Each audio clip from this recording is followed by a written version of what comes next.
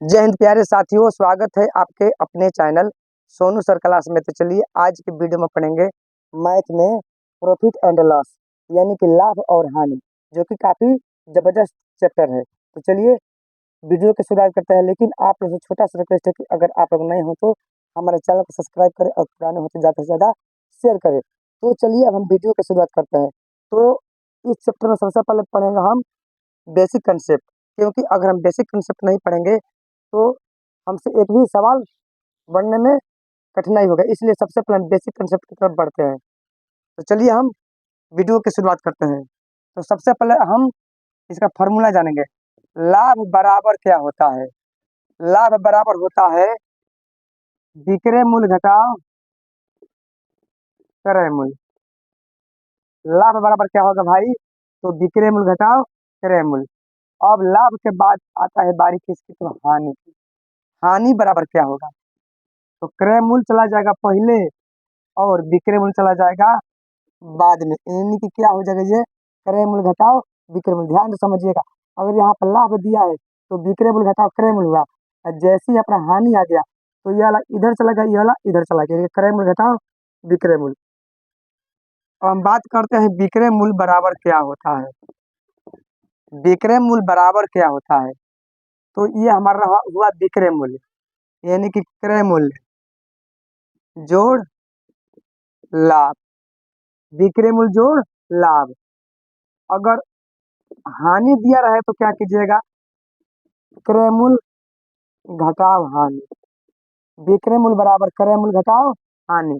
ये हमारा क्रय मूल्य, ये हमारा हानि है। ये प्लस में तो इधर जाएगा तो माइनस में हो जाएगा। तो विक्रय मूल्य बराबर क्रय मूल्य घटाओ हानि। दूसरा आता है क्रय मूल्य बराबर। क्रय मूल्य बराबर क्या होता है? विक्रय मूल्य माइनस लाभ। यहाँ पर क्या दिया है? प्लस लाभ, लेकिन यहाँ पर क्या दे दिया? माइनस लाभ। यहाँ पर था हमारा विक्रय मूल्य, लेकिन यहाँ पर हमारा क्या है? क्रय मूल्य है। इसको आपको ध्यान से समझना है एकदम। हानि, क्रय मूल्य बराबर विक्रय मूल्य प्लस हानि। तो लाभ हानि विक्रय मूल्य क्रय मूल्य हो गया। अब हम बात करते हैं प्रतिशत लाभ।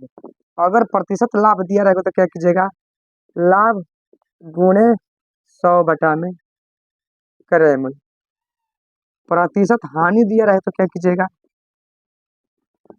हानि गुणे 100 में क्रय मूल्य। ये तो हमारा लाभ प्रतिशत हानि प्रतिशत तक हो गया। अगर सवाल में दे दिएगा कि 10% हानि है और विक्रय मूल्य दिया है या क्रय मूल्य दिया है, तो इसको आप कैसे सॉल्व कीजिएगा? इसको भी आप समझ लीजिए। यहाँ पर दे दिया विक्रय मूल्य बराबर, हमको पता है कि हानि प्रतिशत या लाभ प्रतिशत को एक दिया है, तो क्या करेंगे हम? क्रय मूल्य इंटू 100 जोड़ लाभ प्रतिशत बटा में 100। ये हमारा क्या है? विक्रय मूल्य का सूत्र है। कब लगेगा? जब प्रतिशत लाभ दिया रहेगा तब लगेगा। अगर प्रतिशत हानि दिया रहेगा उस समय कौन सा फॉर्मूला लगेगा? इसको भी आप समझ लीजिए। क्रय मूल्य इंटू 100 माइनस प्रतिशत हानि बटा में 100। ये तो हमारा होगा विक्रय मूल्य बराबर। अब क्रय मूल्य बराबर क्या होगा भाई? क्रय मूल्य बराबर क्या होता है? तो ये हमारा क्रय मूल्य है, ये हमारा क्या है? क्रय मूल्य। तो ये 100 जो है इधर चला जाएगा, ये 100 जो है इधर चला जाएगा। तो विक्रय मूल्य गुणे 100, अब बाटा में क्या हो जाएगा? 100 जोड़ प्रतिशत लाभ। ध्यान से समझिएगा, एकदम आसान है। अब दूसरा क्या होगा? अगर हानि प्रतिशत दिया जाएगा सवाल में, 10% हानि है, 20% हानि है, उस समय हम कौन सा फॉर्मूला लगाएंगे? तो क्रय मूल्य बराबर विक्रय मूल्य गुणे 100 बटा में 100 माइनस प्रतिशत हानि। ये वाला फॉर्मूला हमारा उस समय लगेगा, जबकि जब दिया रहेगा हानि प्रतिशत 10% रहे या 20% रहे। तो ये हमारा अभी फॉर्मूला था। अब हम क्वेश्चन की तरफ बढ़ेंगे। तो चलिए हम क्वेश्चन की शुरुआत करते हैं। आज का हमारा पहला क्वेश्चन क्या है, इस पर हम ध्यान देते हैं। तो अभी हमने बेसिक कंसेप्ट पढ़ा, अब चलिए सवाल की तरफ बढ़ते हैं। आज का पहला सवाल क्या है, सवाल की तरफ ध्यान देते हैं। तो आज का पहला सवाल है, लाभ या हानि ज्ञात करें। जिसमें दो सवाल दिया है। एक सवाल यह है कि क्रय मूल्य 150 रुपया है, विक्रय मूल्य 205 रुपया है। वहीं दूसरा सवाल क्या है, क्रय मूल्य दिया है 85 रुपया, ऊपरी व्यय दिया है 20 रुपया और विक्रय मूल्य दिया है 102 रुपया। तो सबसे पहले हम पहले सवाल को हल करेंगे। पहला सवाल हमारा क्या है, क्रय मूल्य 150 रुपया है और विक्रय मूल्य 205 रुपया है। तो यहाँ पर क्रय मूल्य ज्यादा है कि कम है, इस पर हम ध्यान देंगे। तो यहाँ पर क्रय मूल्य कम है क्योंकि क्रय मूल्य इसमें दिया है 150 रुपया और विक्रय मूल्य से ज्यादा दिया है। इसके मतलब आप समझिए कि लाभ हुआ। तो लाभ वाला हम सूत्र अपनाएंगे। तो लाभ बराबर क्या होता है, विक्रय मूल्य घटाओ क्रय मूल्य, विक्रय मूल्य घटाओ क्रय मूल्य।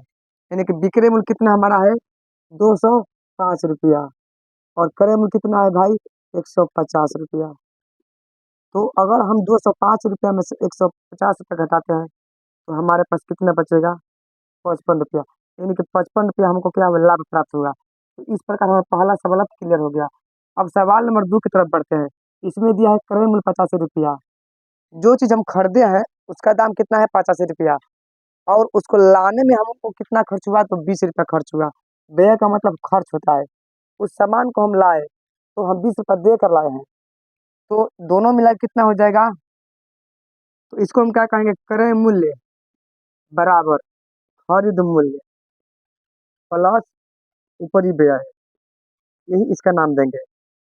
क्योंकि हम क्रय मूल्य हमारा कब पूरा होगा, जब हम खर्चा उर्चा पूरा अपना जोड़ लेंगे तब होगा। लाने में वो कितना खर्चा हुआ, तो 85 रुपया और जोड़ 20 रुपया कितना होता है 105 रुपया होता है। और हम बेचे हैं कितना में 102 रुपया में। हमारा विक्रय मूल्य कितना है भाई, तो 102 रुपया है। तो खरीदे हैं हम 105 रुपये में और बेचे हैं 102 रुपये में। तो हमारा जो क्रय मूल्य है विक्रय मूल्य से यहाँ पर ज्यादा हो रहा है, इसलिए यहाँ क्या होगा, हानि होगा। तो हानि का सूत्र क्या होता है,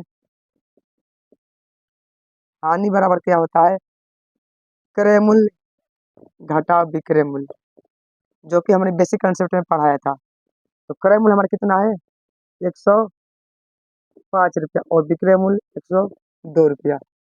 तो 3 रुपया हानि हुआ। हानि कितना हुआ 3 रुपया।